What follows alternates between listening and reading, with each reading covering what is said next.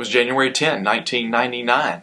It's nearly 19 years ago. A few months before that, Google.com had just registered its domain name. But it was an important date, because that was the day that I preached for the first time about shame and how the gospel heals us. I had just learned from a counselor friend a definition of shame, a deception that says, I don't measure up as I am now. I need to do something to make myself more acceptable. I had just begun to learn about this. How interesting. I'd been to seminary.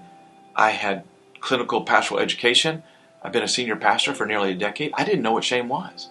I decided I better preach a message about this because it seemed like a very important concept in the scripture and a very important concept to me personally.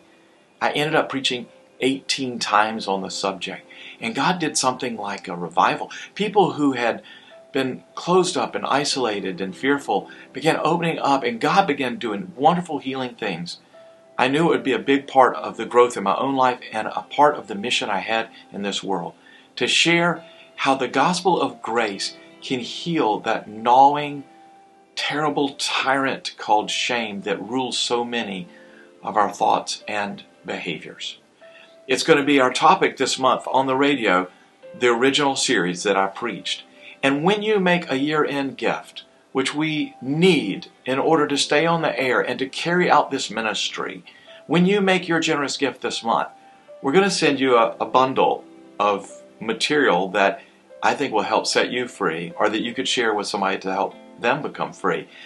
The first part is the 2 original audio messages that I preached in that series we originally called Shame Off You. And then also we're going to send you, as our way of saying thank you, the book originally called Shame Off You, now called Free Yourself, Be Yourself. The book and those original audio messages with our gratitude for you enabling this ministry to share the grace of God all over the nation. Thank you for your partnership in the gospel.